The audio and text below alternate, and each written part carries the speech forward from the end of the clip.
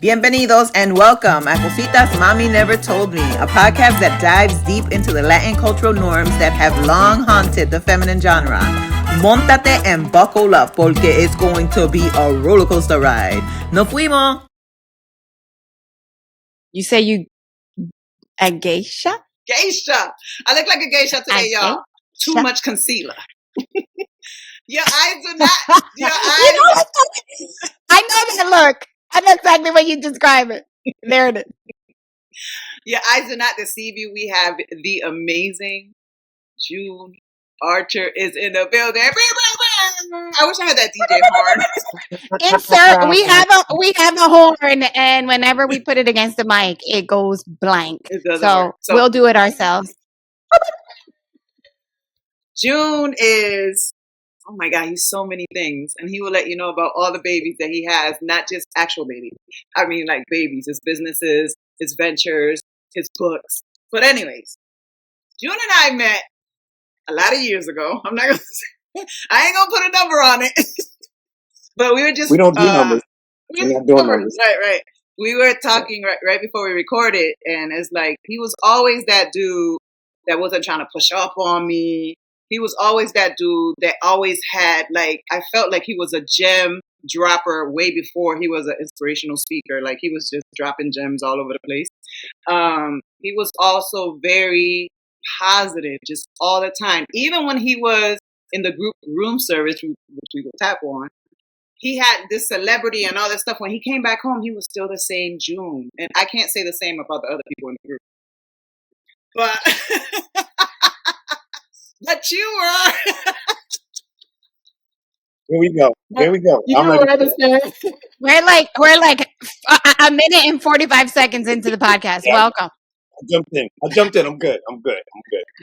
So you're a podcaster. You're a inspirational speaker, author, executive producer of music, a flowers and real time giver. And I say that because you have the 100 men of color and the 100 women of color, which allows people to get up on stage and say, you know, you're just giving them flowers in real time. So that's just like an amazing thing to me. I've been to a few of them, so I'm always in awe to see all the women that are selected in my community that I know, that I've seen, and not knowing what they do for a living or what they're passionate about. So when you're doing that, you're just bringing light to that, and that's amazing. So I thank you for that, because I don't know if people thank you for that because not many people are doing that. So you know, I realized the impact just this year, and I've been doing it since 2013 with the men, 2015 with the women. But I want to back up. Like, I love the intro, super dope. I consider it a motivational teacher instead of a speaker. Like, speakers, when they come to motivation, are speaking at you. And I try to make sure, when you said it, like dropping gems, like I'm trying to teach you something based on experience and based on my journey, and not just yelling at you, because I find that, and there's no disrespect to motivational speakers. I've been on tour with two of the best, right? Or three, four of the best. But I tend to have learned, like, when you lead with teaching someone, because people get excited after going to a motivational speaking event, right? They got the words of encouragement, they got the inspiration, they go home, and then they get hit with the regular, all right, I get it. You were there, you were excited at the Boss Babes and Brunch, but you better get in here and get on these dishes, or you better get on this cooking, right? And you have people that are going to knock you off of your excitement. Part of being a motivational teacher is to say, when you're excited now, but when you go home, these are the things that you're going to deal with. So let me walk you through them. So when they do approach you, you can say, yeah, June did say that my spouse is going to say this or react to this. My kids are going to behave like this, or the behavior at the home is not going to change. My parents are going to be like, nah, like we don't know nothing about that, because we haven't gotten that far in terms of education or even wanting to be an entrepreneur. So I try to give as many tools to put in your tool belt, which is where the teaching comes from, and not just speaking, hey, get out there, get busy. Yeah, but what about the real life things that happen, right? So I wanted to say that, because I always like to say it's teaching for me. As far as the real world flowers, for me, we don't teach our young people, and once again, there's no disrespect to Jay-Z and Beyonce, but just in Connecticut, where we come from, like we got Jay-Z and Beyonce in our own communities. We just don't lift them up. We don't go out and go into the community and say, hey, you remember this person? You remember that person? How about this teacher? How about this business owner? How about this educator? How about this politician who paved the way that we stand on their shoulders? So for me, it was after Trayvon Martin and Mike Brown, I wanted to make sure that young black and brown boys saw men of color in a light that they may not have seen or did not see enough. So you're going to see them in tuxedos. You're going to see them in suits. You're going to see them with hard bottom shoes. You're going to see them with pants around their waist, with a belt around their waist, and see something different that you're inspired. And you're like, y'all want to be that. I want to do that. Like, who is that? Oh, that person? That's Joe Archer. Like, he comes from where you come from. He's from Hartford. He's from Windsor. He's from Connecticut. Like, he's doing it. You can do it. Right? It's Anika Noni Rose. It's Eric LaSalle. It's the list goes on and on. I've worked tirelessly. Trust me when I tell you, to be like, yo, you got to come home. Our young people need to see you so they know that someone from where I came from did it. They accomplished that. But also, what about the people that are our age, that are in that demographic that you're like, yo, you went to school with me. Like, you were working with me. You were in the insurance company, or you were working for the state with me, and you went on and fulfilled your dream. Like, we need you to see that. So I need these people to come home, and then I take that celebrity piece that you mentioned, and I go and I talk to people that I've known for years in the celebrity space. These are my friends, so I don't really consider them celebrities. I'm like, I need you to come to my home. I need you to come touch my people, walk amongst my people. That's bringing celebrity after celebrity. If you know and you know the work, then I don't have to tell you, look, you should just come. But it spans 100 women of color. It spans 100 men of color. It spans Hot Chocolate Soul. It spans Celebration Life when I brought 2 members from the Power Cast. So I'm always trying to find ways of merging both worlds, or the multiverse that I'm in, to make sure it all collides, because it's all about community and entertainment for me and inspiring people. So, yeah. Long-winded answer, but I wanted to make sure I interject. So, from room service to president and CEO of 1120 Entertainment Group, right? But Nat told me to make sure I mention that you used to wear suits in high school and used to carry a briefcase. Shout out to Nat. I love it. Make sure you mention his West Indian heritage. Shout out to Nat. No, she said, don't say his name. Don't say his name. I said, I ain't gonna say his name. I know it, but I ain't gonna say it. Shout out to Nat. I love you, Nat. And if you're watching, you know I'm one of your biggest fans.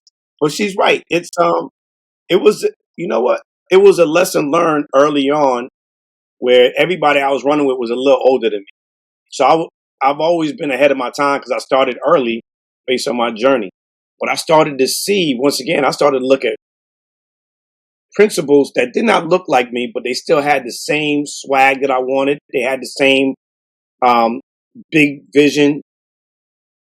I grew up as a kid in Windsor that did not see a black or brown man until high school, and it wasn't my teacher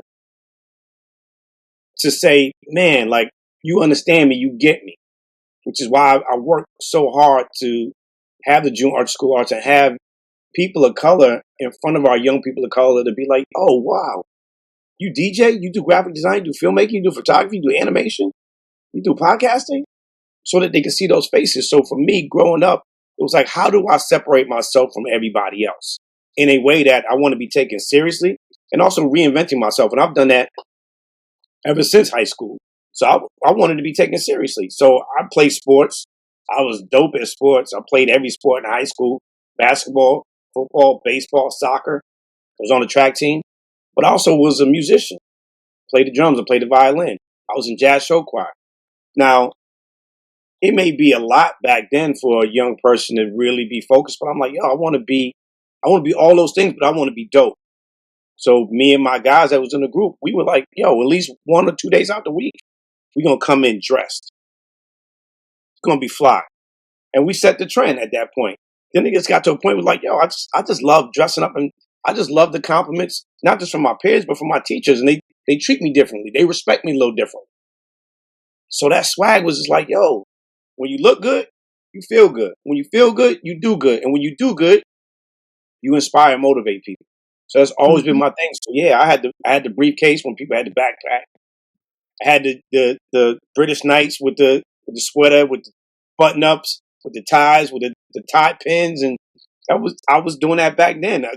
It got to a point where it's like, all right, the most musical was a superlative for me.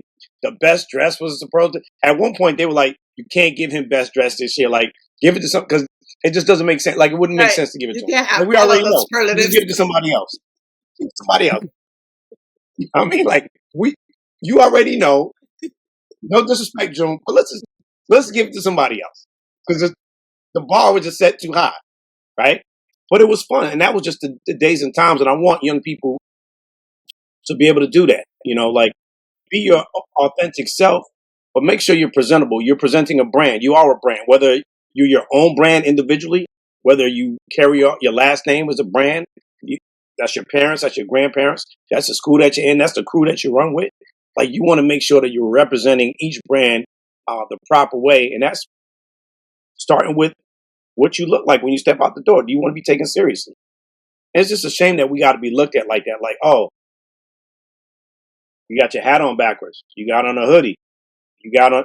I remember being in a meeting just recently on Zoom with an organization that wants to do business with us, and I literally was hoodied out, hat to the back, having a meeting, because I'm coming as my authentic self.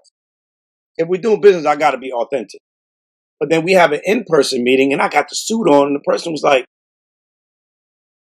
"You look totally different than when you on the."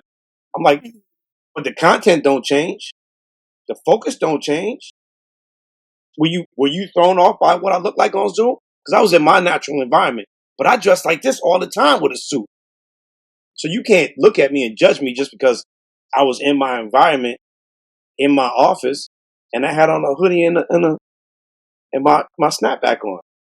We talking about business. I always stand on business. So don't worry about what I look like. Worry about the content, because that's what I'm looking at. I don't care what you look like, unless it's going to affect business. Then I'm going to say, hey, tuck in your shirt. Or you can't wear that because it's too big for you, or it's too small for you.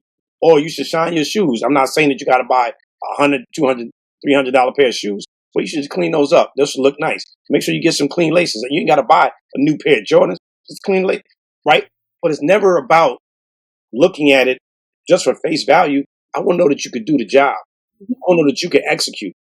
I want to know that the content makes sense. So I always put that first, like, man, what are we going to look like today? What are we trying to accomplish today? We talked about it at Boss Babes, right? We wear many hats. We do many things. But what am I going to be today? Like today, I get to be me in front of two dope sisters to talk about our journeys. Later on tonight, I'm going to be suited up with a tuxedo because I'm at 100 Women of Color. So you could switch, but what do you want to be in that moment? And you make sure it's dope. I don't smell bad, I don't think. My sweatshirt is clean, right? You never smell bad, you know that. How you present? How you present? No, that's a whole other thing. That's a whole other thing. Okay. It's a whole other thing. It's different when you walk in the bank and you walk by and someone's like, somebody smells good. Who is that? You're like, you're in line. You're like, it ain't these two dudes. That's I can me. tell you that. I can right now. But yeah, so I love that you talked about that. I love that you touched upon really like your intellectual property being what matters no matter how you present yourself. Because I know for me in my career, early in my career, I was very much like I wore a bun, I didn't wear hoops, I wore a muted lip when I interviewed. And it wasn't until I probably was 10 years in and felt more confident that I was like, nah, fuck that. I'm not doing that no more. And I did get I felt like there were so many opportunities and positions that I was overqualified for, but that, at the time, this is not, I mean, we still have a lot of strides to make. This is not now, but at the time, we did deal a lot with like how you present, oh, she's too Latina, she's too this, she's too that. So I love that you touched upon that, because that's something we talked about on the podcast as well. Like how are you able to show up as your most authentic self, really leading with your intellectual property and what you bring to the table and what it is that, you know, you are providing as a service. So I love that you're able to swim between, like, on a Zoom, you know, wear a hoodie, and then when it matters and you show up at the meeting, I'm closing this deal. So those are a lot of conversations that we try to have with our listeners as well.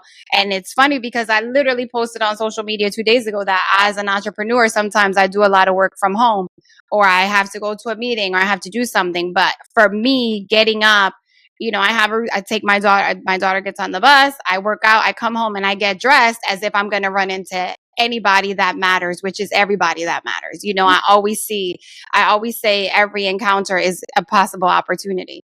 And really, unfortunately, we live in a time that I feel, and this is just my opinion as brown and black people, how you appear could really either open a door or close it from the beginning, you know, without even opening your mouth.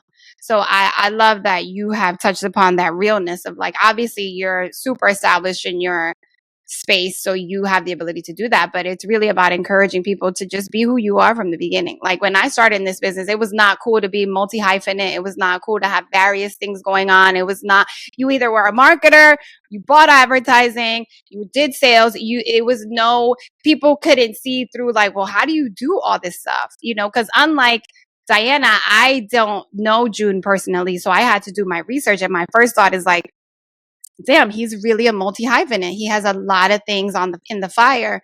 And it's something that right now is so welcomed. And I say that to encourage people in entrepreneurship, or even if you do have a job, that side hustle, if COVID taught us anything, is so important, that we are understanding that you have to work to live, to eat, you know, to financially provide, but it's encouraging you to find that dream, find that hobby, find that thing that feeds your soul while you're doing that, until if and when it can become what you do, you know. So thank you for touching upon that and really kind of allowing people to understand that you should actually show up as your authentic self. But, Absolutely. you know, if your authentic Absolutely. self requires you wearing new laces, then that's what we got to do.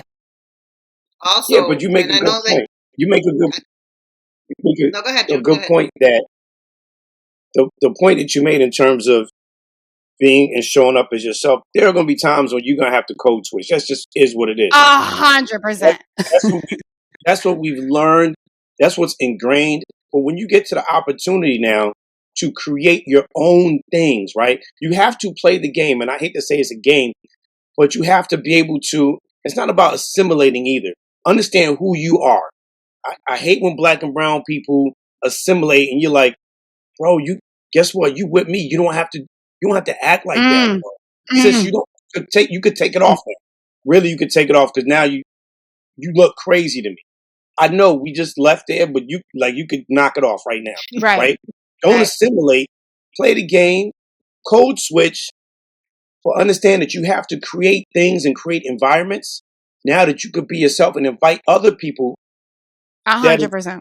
There's a measure of, there's no judgment here. You could be Latina, you could be Jamaican. That's who I am. I don't know nothing different. I grew up around Puerto Ricans, Dominicans, Jamaicans, but I was a black boy on the outside, right? And then I grew up in a place that was predominantly white. So I'm black to them. I'm black to the black kids, but I'm Jamaican. And to my Puerto Rican friends, we both immigrants, or parents are immigrants, right? So you had to code, you had to figure it out. But when I was able to show up in my spaces, when I've created 100 men, 100 women of color, it's for them to come as their authentic selves. It's an environment for you to celebrate you, so your family could come, your culture could come. And it's safe here because we are honoring you. We're honoring not only you, we're honoring your parents and your grandparents of people of color that came to this country or were brought to this country, however you want to take that conversation. And we've been here, we've been making strides. We are the pillars. We're the backbone of a lot of communities throughout our state. So always walk into a room as yourself. You may have to code switch, yeah. But find a way, or find a community, or build a village where you could be your authentic self, that you could wear your hair. could wear your hoodie and we understand it. We could say, yo, we could say dope. And nobody's being judgmental, Mm-hmm. right? For those who say nigger, like it's cool. Like it's part of our vernacular in terms of hip hop. What like it doesn't mean that other people can do it. It's just you can. There's no judgment here. I'm not Read saying the room. a good word or a bad word. It's part of my culture. It's what I have. But I don't identify with the negative piece of what that word is. Just show up as your authentic self. Find spaces and create spaces and environments that you can let your hair down. You could talk about anything. We could sit here and talk about Bob Marley, the Buju Banton. And there's no disrespect. It ain't, you listen to that reggae music, all they do is smoke ganja and all, no. If you in my space, you're going to be respectful because this is where I let my hair down and do whatever I want to do. If you don't like it, you could do it out there, but ain't no judgment. And we don't talk about what we do here anywhere else because it's what we do, right? But you should be able to, as a Latina, show up. Because guess what? I said this the other day too. You're a lighthouse. If you dim your Mm-hmm. light, people near and far that can't see what you're doing and be like, yo, I could do a pocket. Look at these two Latin women. Like, they killing it. Like, look at the lipstick. Look, she got on the Yankee fitted. Like, yeah, I want to do that. But if you keep dumbing it down, you're like, well, we got to assimilate. We got to make sure our hair is straight. We got to blow it out. And make sure that the lipstick is matte finish and it ain't popping. What about that Latina girl on Park Street who got a one-parent household and all she does is watch TV and she's like, I want to be that, but I don't see that when I walk the street. I don't see it in my community, right? So that's where the multi-hyphenate comes in. I set myself apart because I look at something different than what everybody else is looking at. What would the world be if Oprah just stuck to interviewing people? And we're like, don't start a magazine. Why would you act? You're not an actor. Jay-Z, why would you start a company to distribute music? Clothing? Now you want to do movies and you want to work with the NFL? Bro, just stick to rapping. 50, don't create no shows and put everybody else in a position to have careers. Don't do that. Just stick to rapping. Don't do no clothes. Don't do no champagne. What would the world look like? So those are the people I look at and I'm like, shoot, Yeah. Oprah doing this? 50's doing this? Jay's doing it? I work with Jay. I work with 50. Why wouldn't I be inspired by what they're doing? I don't want to do one thing. But let me catch you there, not to interrupt you. How do you encourage, or what is it that you tap into? Because you just said something. You're like, I work with Jay, I work with 50. So you're coming already from a different perspective. So what tools that do you use to encourage people who don't have these relationships? Because it's like as I've said to you, I've been in the industry for a long time. So for me, it came from a space like I saw Tracy Waples making the band 27 years ago. And I said, I want to work for her. I was finishing college. I just moved from London. Yeah, she was the only woman on making the band. And I just sent my resume every day. Anyway, that's a whole nother thing. But I saw her, was inspired by her. And I, from Harvard, hadn't really seen anyone that I was like, damn, they're dope. The way she carried herself, her how she spoke, the way she was in the meeting with all the men. And she was just like, just gully, but very refined at the same time. So for me, that Tracy Waples will always be that person for me that inspired me to just go. But that also comes from a mindset. Maybe it's seeing my sister, my mom, whomever, where it's like, more, I want more. Like there's always a possibility for more.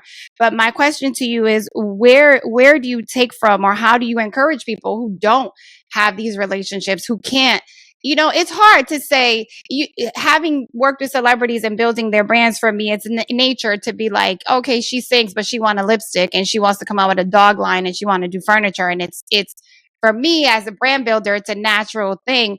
But for, Samantha A from Park Street or Rebecca B, it's like, how do I believe in that for myself? How can I work at Hartford Insurance, but want to bake and then also come out with this baby idea? What is it that you tap into that teaches people that they too can do this. Because like I said, the first thing I noticed on your website, I'm like, oh, he's a multi-hyphenate. He kind of dips into everything. But because it's something about, because of your background, it's like a stamp of approval. It's like, oh, he could do it because he has done this. What is it that you use to encourage people who haven't had that exposure or those relationships?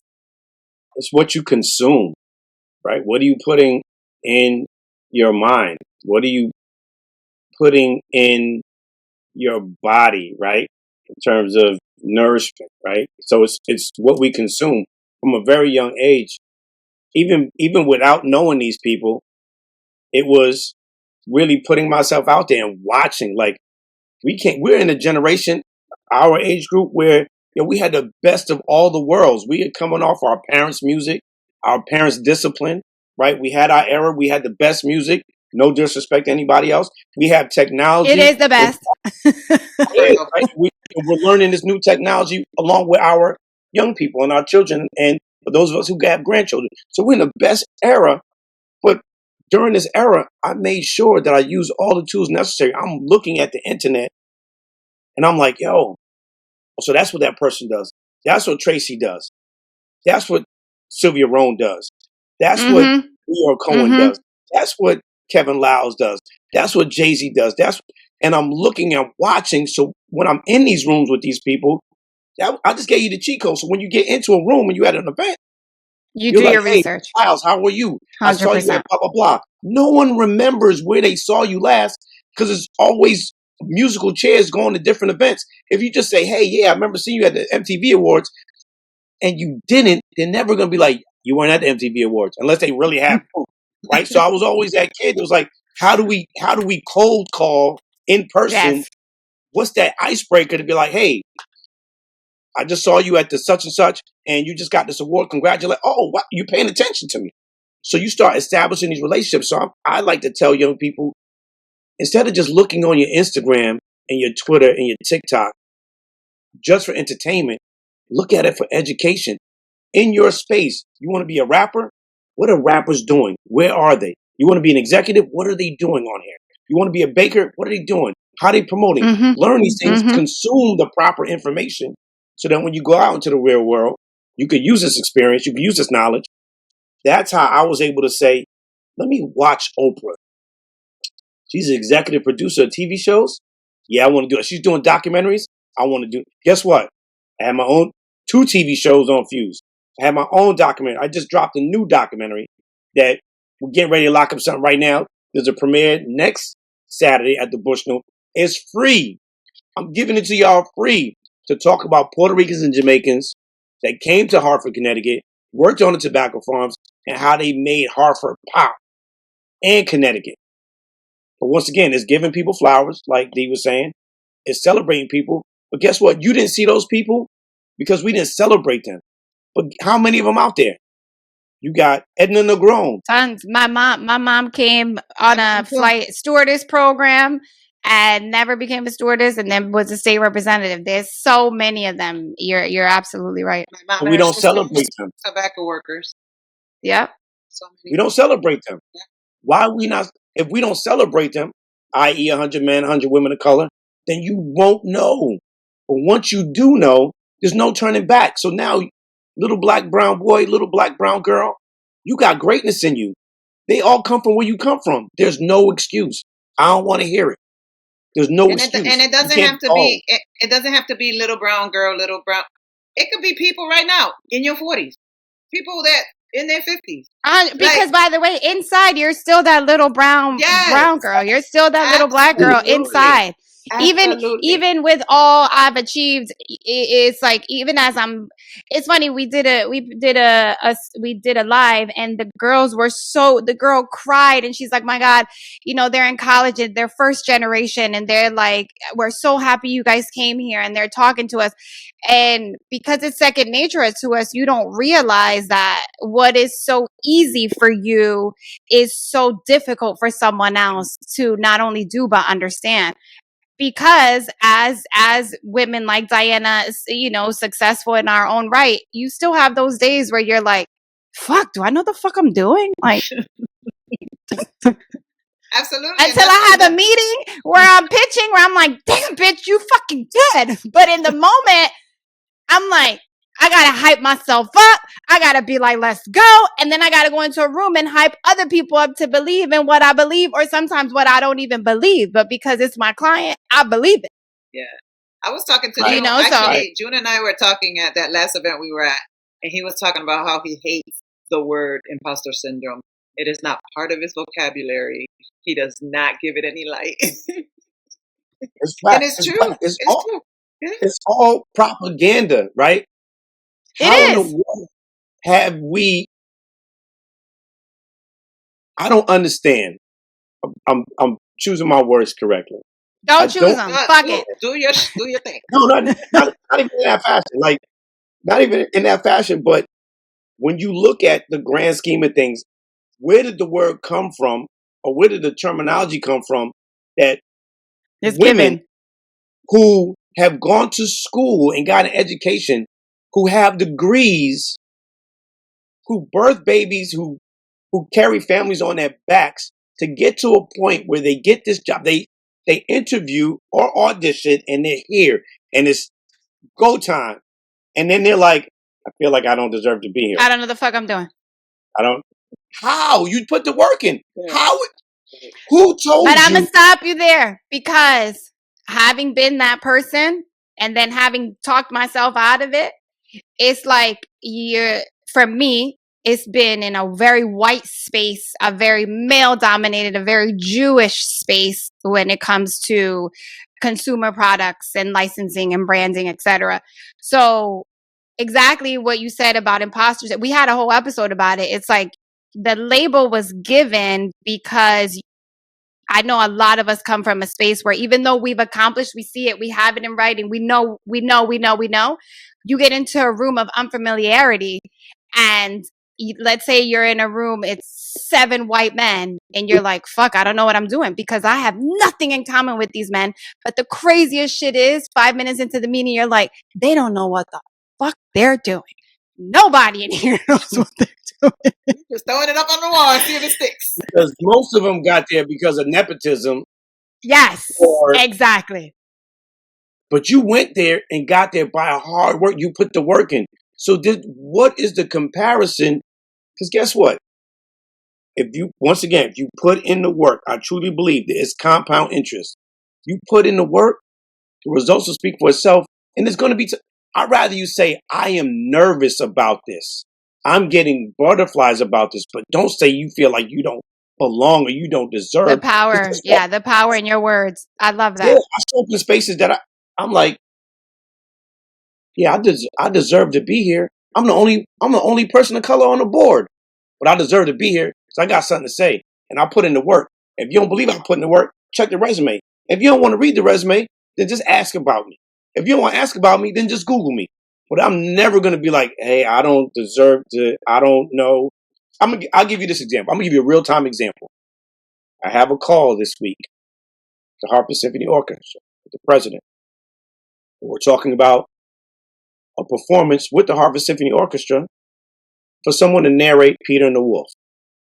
And I'm offered this, we're talking about it, and I'm praying on it like, yo, can I do this? Like, I've never performed with the Harvard Symphony Orchestra or any orchestra. I've never narrated anything in person. Then I said, dude, you speak in front of thousands, hundreds of people all the time. You know music. You on stage with musicians. You have original content. I'm like, I picked up the phone like, yeah, I got I'm going to do it. I got you. Guess what? I don't know. And y'all can tell me. I want a real answer. When's the last time you see somebody that looked like you in front of the Harper Symphony Orchestra or any orchestra on a platform at some place like the Bushnell that you like, yo, that's my man? I'll wait. No, but I want to go, so let us know when you're going to do it. No, I a person that I know, no. But I know it's going to be dope because it's you. Number 2, I've seen something similar with Nas in the New York City. But why we can't do it at home? Exactly. Because I'm working on getting Nas. I'm working on getting Nas to Hartford with the Symphony Orchestra. Working on LL, Mary J with the. because I'm on this board. So I'm trying to do stuff that is different, that looks different, that's inclusive of everyone. Because you take the hip hop and R&B, you put it with symphonic music, It's new first beautiful. world, there goes the beauty of it. But now if I turned it down, what happens to the people that are like, yo, like, yeah, nah, we don't do that. No, we do that because I did it. So you can't say that we. Yep. I'm gonna make sure, like, I don't know who's gonna come. I'm gonna promote it, and I hope that people near and wide come. Black, white, Puerto Rican, Hispanic, and polka dot. But I want our people of color to show up to prove that we do support this, and we want to see it more. We want to see more people of color in the symphony orchestra that look like us. But let me ask you a question, June. How do you then, you're on the board. This is an opportunity you were exposed and asked to do. How do you then ask, or how do you, what are your methods, or how do you go about saying, okay, you have this opportunity, you're going to do this? How does our community then, one, become informed of this, and two, be given the opportunity to attend something like this? So for instance, I go to Broadway shows very often. Broadway shows cost $250, $350 a ticket.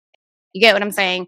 The audience, shout out to Jessica, who's right now a lead choreographer on Cabaret on Broadway. But it's like, I want to take people, you want to attend because that's what we love doing. But you go in, the audience is predominantly white. It's so expensive to go to a Broadway show. So it's like, you have this desire, you want to expose, but how do you, or do you, in a role like being on the board, then demand that the relationships be established with, what used to be Hartford Public Schools? The school system here has changed so much since I lived here that I don't even know how it's divided anymore. But is that something you then sit on the board end and say, okay, this is how we're going to get our community to not only be informed, but be able to attend and therefore be impacted. And therefore one day one child can be like, I want to perform in a symphony. Well, you start with community outreach, right? And creating community partners. But it's also being intentional, right?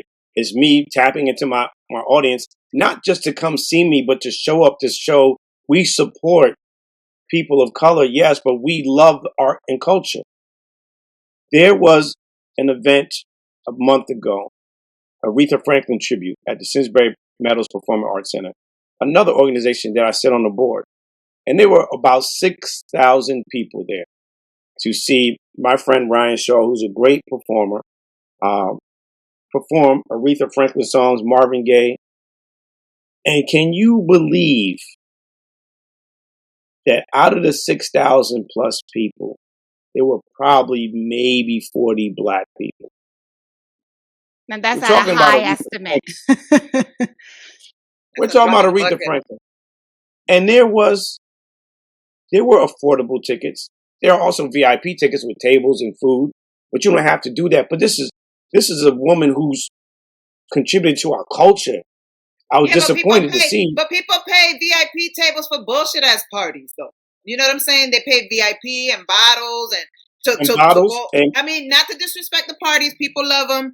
All the theme parties, the white, the greens, the purples, whatever parties. They pay a lot of money for those tables, and they're not being entertained. It's just people walking around and there's a DJ. You know what I'm saying? So if you could pay for that, why not pay for something that is probably going to fill your cup? Right. I don't understand it. I don't get it. I want to do better. I'm being intentional. So I'm in these spaces. I'm showing up. And all I'm asking is for my community to show up.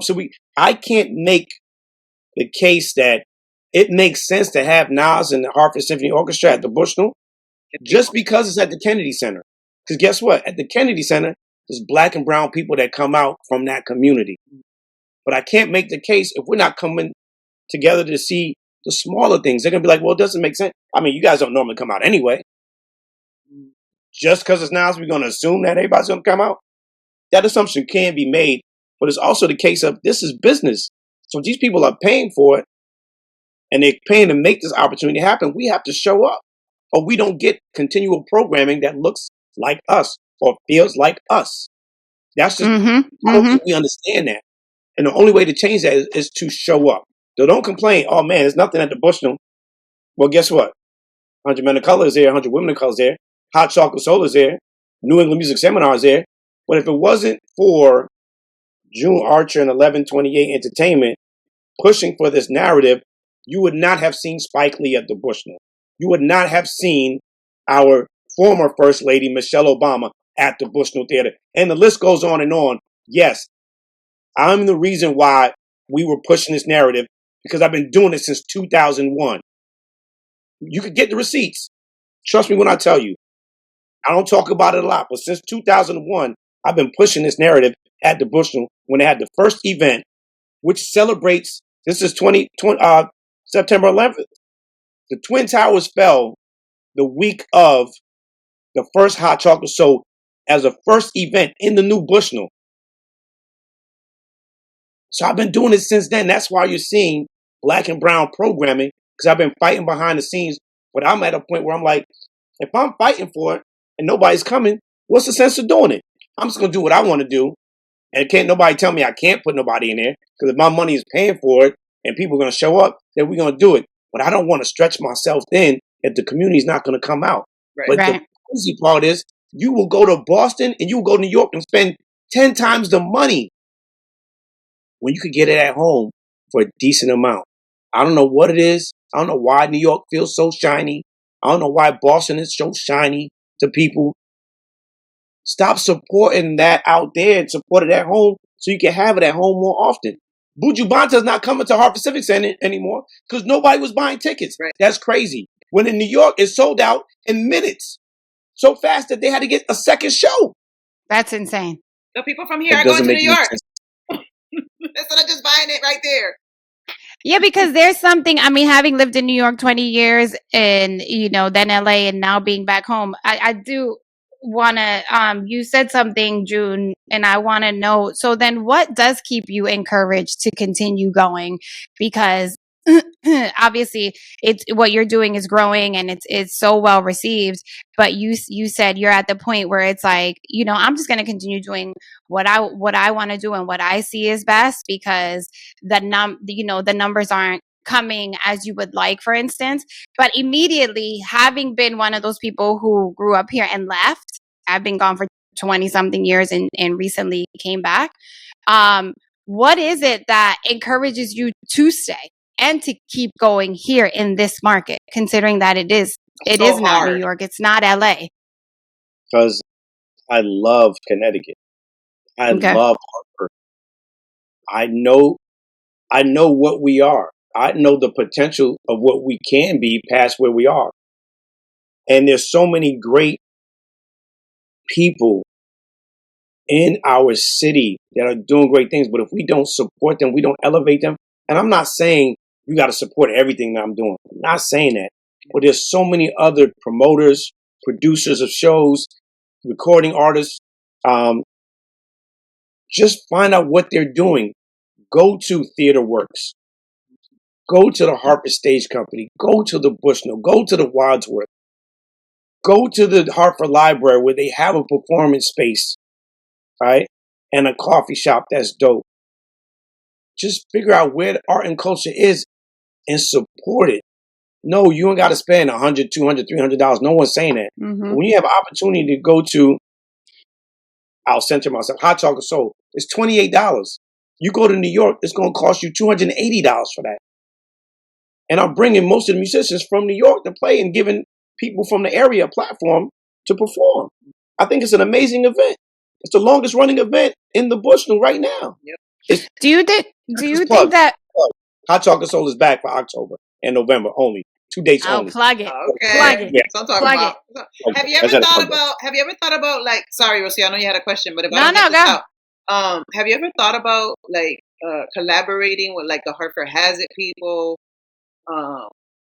with Julio Concepcion or any of those people like that are like trying to push Hartford? And I would love to, but everybody has their own agenda. Everybody sees it their own way, right? So we all have to get on the same page. We have people that are on the same page, but some organizations, they like it the way they like it, the way they've been doing it. And it's hard for people to adapt to change, right? Yeah, it's no different than what we're doing with HSO. Like, there's a change that has to happen so that a different audience can come in, or the audience that you have can adapt to the times, right? We're all changing, we're all evolving, but how are we evolving collectively, right? It should be collaboration over competition. And I'm always down to collaborate for the people that want to do it in a proper fashion that put things first, right? It's always community first with me. Once again, you could get the receipts. I talk about it, and I'm also in a space now where I'm not afraid to just give you the stats. And you could do your homework, but I'm not going to dumb myself down. I've been doing this a very long time. I put my heart and soul into this. No one could ever say that I'm doing this selfishly. I've been doing men of color, women of color for years. I've never been honored. I've never been nominated, right? It's not about that. I say that in jest, right?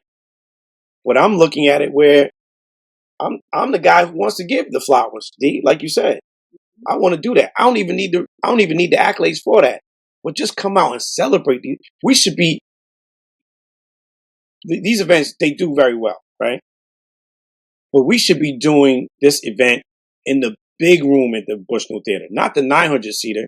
We should be doing the 2,800 seater, right? Because if you are honoring, right now we're at 1,100 men that have been honored, 900 women for this year. Next year with 1,000 women, there should be the 1,000 women that were honored bringing their spouse. You're already at 2,000, so you only have room for 800 people for the general public. Right. But just coming and celebrating 10 years of doing 100 women of color. Mm-hmm.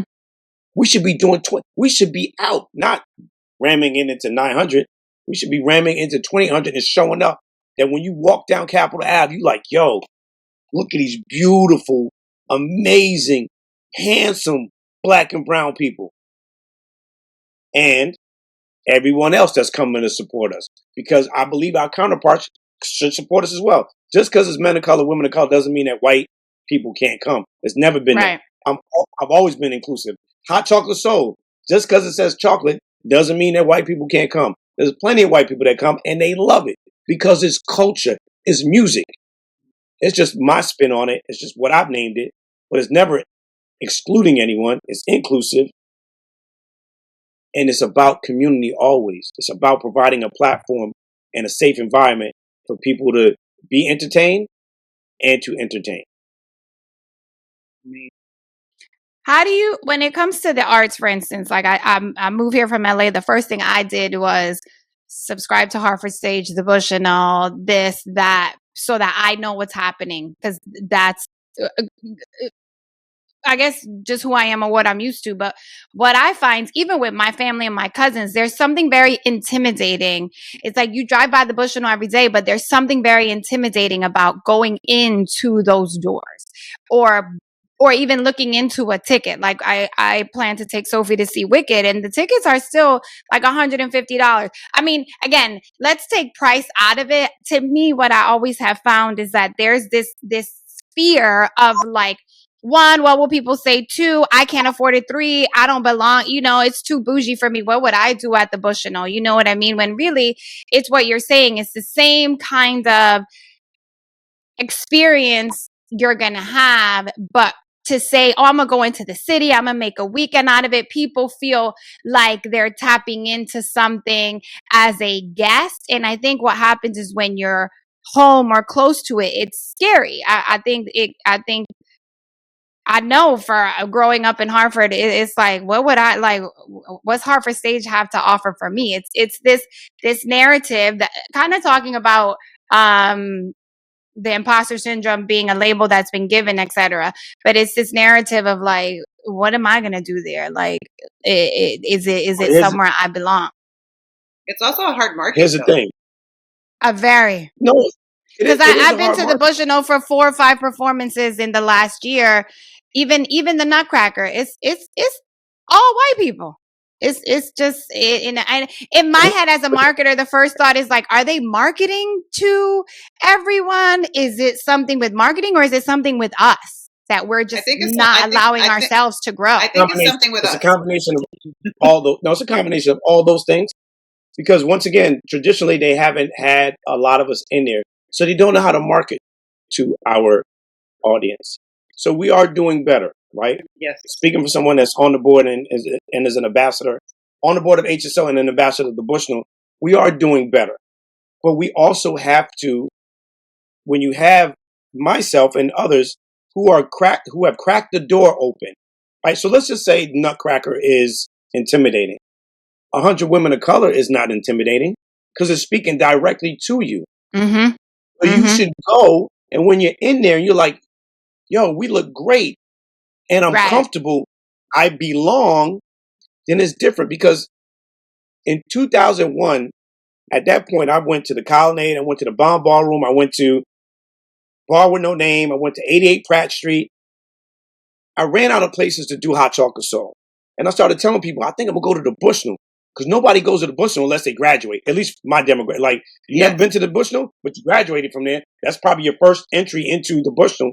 And I'm like, yo, I think I'm going to do it at the Bushnell. And people were like, June, you know they don't let black people in the Bushnell? And I'm like, all the better. All the better. I'm going to make sure, like, you saying I can't do that? There goes a multi-hyphenate perspective. You say I can't do that? Guess what? We in the Bushnell. We in here. The longest running event of its kind since 2001, bringing black, brown, white, polka dot in that building. So if you see me doing it and you hear me, if you hear June Archer and 1128, which are synonymous, because that's me and that's my company. If you hear that we're doing something at the Bushnell or anywhere, I'm out. Just show up. Because it's going to be a good time. I promise you. There's going to be more people that look like you. There's going to be people that don't look like you. But we can all exist in one space. But when we do that and we show up and it sells out, it proves beautiful to the organization, and I'm not saying this is right, this is something good financially. So let's continue. It's business at the end of the day. It's business, yes. It's business. But we can't say, how come you not bring in Latin artists? How come you not bring in reggae artists? How come you not bringing Nas? Because financially, it doesn't make sense because y'all don't show up. So we can't rely on that. That's the fact of the matter. So don't put the cart before the horse and be like, oh, they don't never have no. When's the last time you supported something? Right. 100%. That they could say, yeah, because guess what? If we pool that money together in the black and brown community, which we can, yo, how about we just pay for it ourselves? Then the conversation changes, but we still got to rely on the people in our community to come and support. Because at the end of the day, yes, it is business. It is business. Yep. But even on a smaller scale with our podcast, right? People are like, I don't know how you guys haven't blown up already. Have you shared it? Have you told people to follow us? You know what I'm saying? Are you telling your friends and your family? So it's the same thing. Do you even follow us?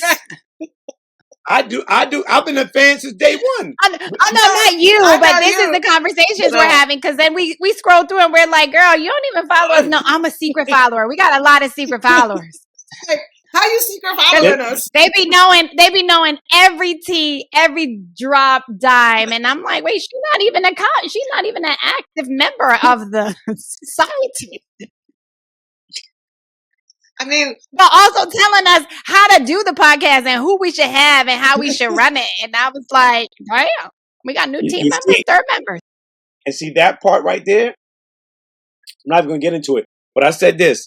If you're not doing what I'm doing, I respectfully have nothing to contribute to the conversation because we're not on the same level on this particular thing. There's no disrespect. If you never started a podcast, we can't talk about podcasts and talk about ideas. When you start it and you realize how hard it is, then we can have a conversation. Until then, you just talking because you never did it. You can't tell me about being in this music industry. You can't tell me about how to do 100 Men of Color, 100 Women, hot chocolate. You can't tell me how to do any of that. So I've been doing it for a very long time. We talking about 30-something years. No, but you young. Wait, hold on. What happened? Yeah, so I started when I was 5. So I was out of diapers. I was out of diapers doing this with a briefcase and a suit, and I was visual. I love that boss baby visual right now. Come on, what are you talking about? 35 years. Just, you know what I mean? Just my briefcase and my diapers.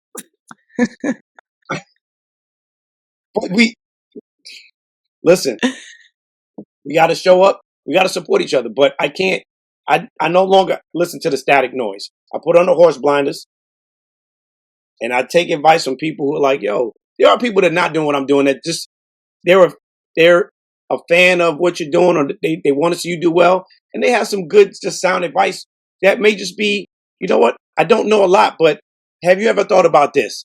I would take that all day. But when you're like, what you should have done and what you could do, and you know how to flip it, I'm like, so you flip that on your podcast? Now, I don't really do podcasts because, you know, I don't. Then you can stop right there. You can stop right there. I'm good. You know how you should run your business? Do you have a EIN number? You have a tax ID number? What No, that? What that is? What that I can't is? do all that paperwork, man. That paperwork take. You can stop right there. Stop right there. I'm good. I'm good. I'm good. Thank you. Thank you. I respectfully will bow out right now. Like I'm not good. But yeah. So yeah. So Please, go out and support people. It's so important. It's so important. Yeah, but D, you know, day one, I'm like, you want to do this? Here you go. I'm always willing to give because once again, where there's Burger King, there's McDonald's, and where there's McDonald's, there's Wendy's, and I now where there's always Wendy's, say that. there's Chick-fil-A. So there's We enough always say that. around for everybody to eat. Burger King ain't beefing like, yo, now Chick-fil-A's here. Don't talk to them. No, it's everybody can eat. That's the whole. Just look at the visual. Everybody can eat. There's enough room for everybody to eat. June, being that you're based here in Connecticut, or you're based here in Connecticut? Now I'm between Connecticut and Westchester. I'm right over the border in Westchester. Oh, okay. Because my question to you is, being that you have so many relationships in the entertainment space, it is difficult being in a market like, let's say Hartford per se. And the question was, or would have been, how do you maintain those relationships that a lot of times do require being in the city or being in LA or being in the bigger markets? Because It's easy. it's difficult to do that when you're not in the market. No, I think it's easy if you know how to network. I'm a master networker, right? To the point where I created an online course about networking. I think it's amazing once you tap into that. But I've maintained these relationships. Some of these relationships are 30 years old from when I was in room service, right out of, being a toddler and, Diapers. briefcase. So these are 30-year-old relationships that I tap into them all the time at the Music Fest, the I Love Music Fest 2 weeks ago. I had Monifa and Jackie McGee, like two iconic women in R&B. Like, who doesn't know Make It Last Forever with Keith Sweat and Jackie McGee? Who doesn't remember Monifa with Heavy D? Like, there should have been 5,000 people there. It was a little under 1,000 people there. But these are the relationships I'm bringing, and I'm like, but you're not seeing this anywhere else for $40. If you went to Coachella, you spending at least $300. If you go to the Roots Picnic, you spend at least $150. If you go to Made in America with Jay-Z's joint, you spend at least $200-300. But it's in your backyard in Simsbury for $40. That don't make sense to me. But now next year, I'm like, we're going to try to get Big Daddy Kane. We got Arrested Development, In Vogue, Raheem Devon. $40 ain't going to pay for it. I'm going to figure it out. But y'all guys got to show up. That's it. We can't say, oh, we'll never have nothing. But you go see Raheem Devon and all these people in New York and Boston, be like, yo, it was crazy. Everybody was out. Yeah, because everybody there can appreciate it and they want to see more of it, so they show up. It's really that simple. So maintain those relationships have been easy for me. I just want people to appreciate. And like I said, once again, you don't have to support me in that fashion where like, yo, he pushing his events. Understand, some of these events are a labor of love. Hot Chocolate Soul, there's no money made off of that. It's a platform for everybody else. It's not for me. It's for everybody else. It's for the community to be entertained. It's the Apollo of Connecticut, right? The Apollo in New York, people are there every Wednesday. It's packed. It's sold out. We should have that at home. That should be the Bushman. That's what I've been creating since 2001. But we have to show up, show out, support, and then we'll have more of this because it just makes sense financially for stakeholders.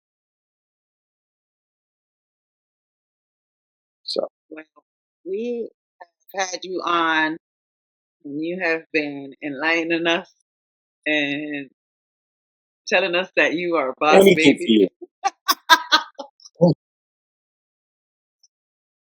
I went to the Boss Baby Anything? brunch when I was a Boss Really? Baby. Yeah. You was a boss baby. With the diapers and the briefcase. Smelling good. Diapers And I and love this briefcase. kicks. I He love said, this I kicks. got diapers, but I'm always going to smell good. I want to thank you so much, June. Yes. Thank you so much for coming on. And maybe we could do your podcast. And I would love to interview y'all because we're gonna do a part 2, which be me interviewing y'all. So we're gonna do that because there's so much more to unpack. Yeah. And I want to say this: there are gonna be times, bro, that you're gonna be discouraged. It's gonna be the little train that could, right? I feel like that's every day. Like, all right, June, what are we gonna do next? Right? It's almost like that old MC Hammer song. What you gonna do now, Hammer? I'm gonna hit him. I'm gonna hit him hard, right? What are you going to do to keep going? Because as you continue to do this, people are going to attach themselves to it. They're going to want to see it. You are two amazing, intelligent, beautiful women of color. Don't allow anybody to block your blessing. Don't allow anybody to talk you out of your blessing. Keep doing what you're doing. I'll be here as a resource, however I can help. But you guys are doing an amazing thing. Understand it comes with all the things we all have to endure, right? You're going to have a bad day. You're not going to feel well. The kids are going to need something. A spouse or a friend or a relative is going to need something. Other things will take your attention. But if you never lose focus, even if you don't make one dime doing this, understand that you're doing it for the greater good, that somebody's watching and they're being fed and nourished. Everything that you guys are talking about, speaking about, trying to bring light to, because it is needed in different spaces. And no, you don't have to be the biggest podcast on iTunes or YouTube. You just have to be the best version of yourself, and everything else will follow. I promise you. I love that. Thank you. We received that.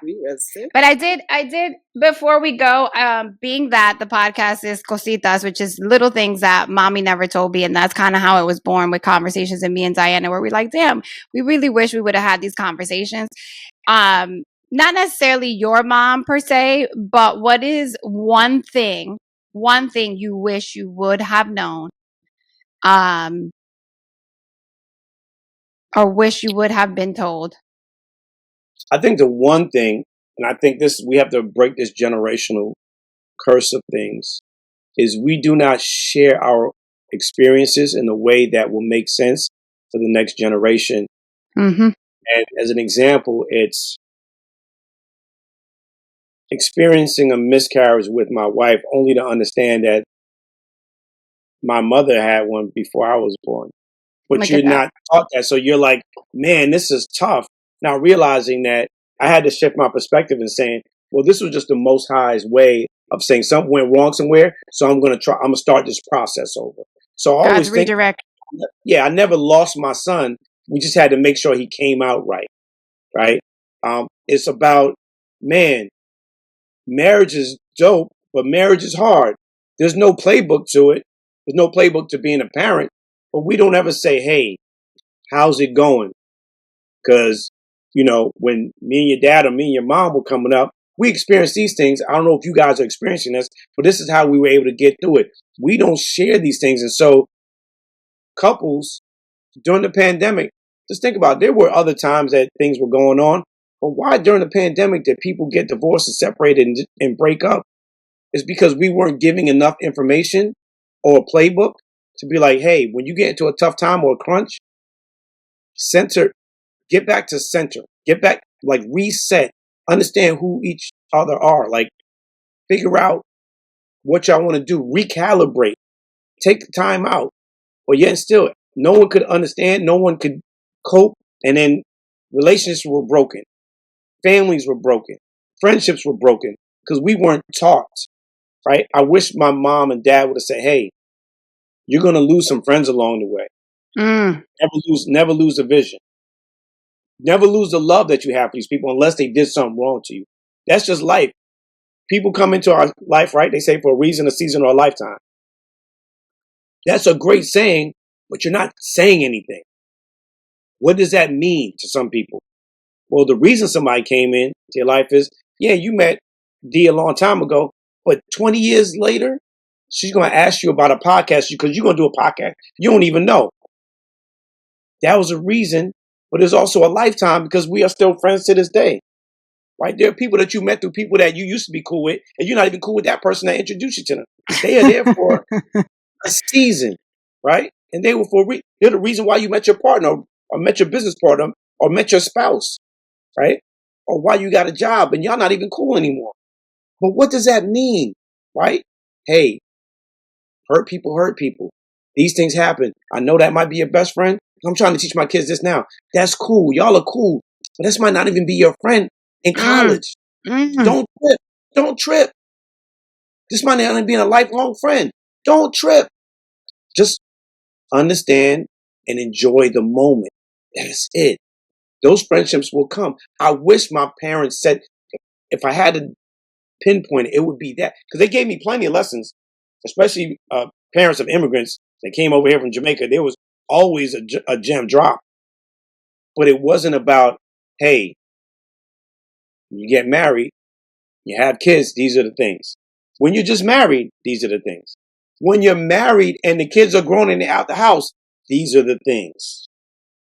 I feel like we need to be as transparent as possible to break the generational curses. Because I say it at women's events. And D, you were there. That was my 8th event. Speaking of all women's event, and I was the only male there. So I take that responsibility very serious. But one of the things I love to do at these events, and I didn't do it at Boss Babes, is really go at women like, yo, what are y'all doing? Why y'all not talking about menstrual cycles? You can't just throw pads and things at your daughters and tell them to figure it out. Don't work like that. Some of y'all We talk about it. We talked about it. We have an episode on perimenopause coming up. Yeah. And menopause, right? It's talking about sex for the first time. It's talking about miscarriage. It's talking about rape. It's talking about abuse. It's talking about sexual abuse, verbal abuse. But you're like, nah, I ain't gonna talk about that because I don't. No, but your daughter's going through the same thing. Your granddaughter's your son is going through the same thing. It doesn't make young men immune to any of this abuse, verbal or physical. It doesn't make them immune to losing a child with it because I'm part of the equation. I lost a child too during this miscarriage or this stillbirth. So how do I cope with it?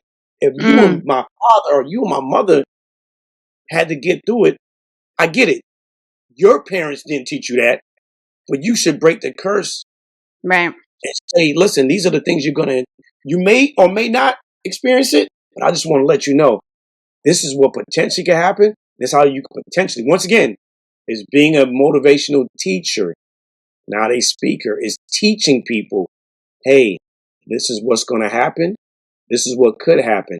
This is how you could pivot. That is the thing I wish my mother or my father would have taught me. Those nuances. Because our kids, they're lost now. They're looking at social media for the answers. And those ain't the answers. Right? They ain't got the answers, Sway. They ain't got the answers. But the GPS systems that do have it are your mom, your dad, your grandmother, grandfather. Like, I've been through some things. She could tell you. She came to this country. She worked on a tobacco farm, or she worked as a nurse, and she was cleaning people's behinds, or she was working at the telephone company. She's been through some things. And guess what? She brought your uncle here. She brought your aunties here. She brought your mother here. And she made a way. And she started out on Park Street, and now she's in Windsor.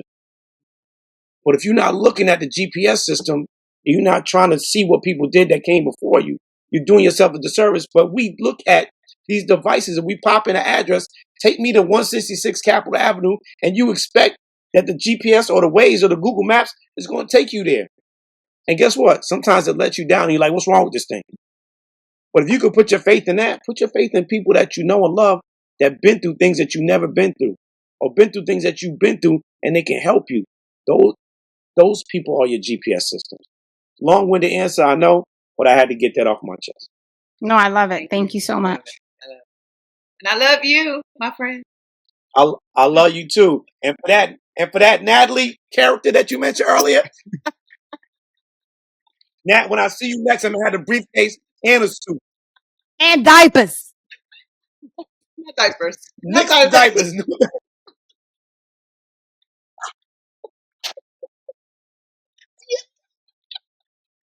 I ain't playing with you, Nat.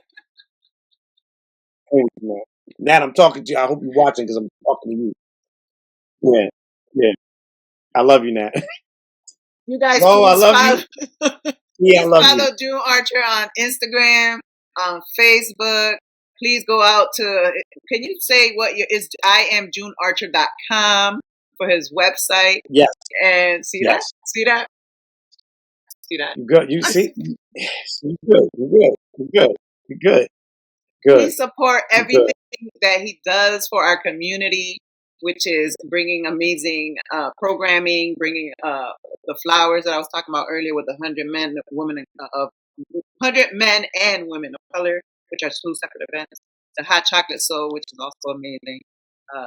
The music festival out in Simsbury. The list goes on and on. So make sure that you follow him because he will always have something going on. He always got something going on. Absolutely. And if you don't want to pay for nothing, there's a free documentary screening Saturday, September 21st. If you cheap as hell. If you got to be cheap, I'm paying for it for you. Come. Thank you. We love you guys. Thank you so much, June. Love y'all. Gracias for listening to Cositas Mommy Never Told Me. We hope you loved this episode. Make sure you subscribe, follow, and share Cositas Mommy Never Told Me on all your social channels. Todas las redes sociales. And don't forget, if you want in on the real tea and see all of our reactions to the craziness, watch this episode on YouTube. ¡Qué bochinche!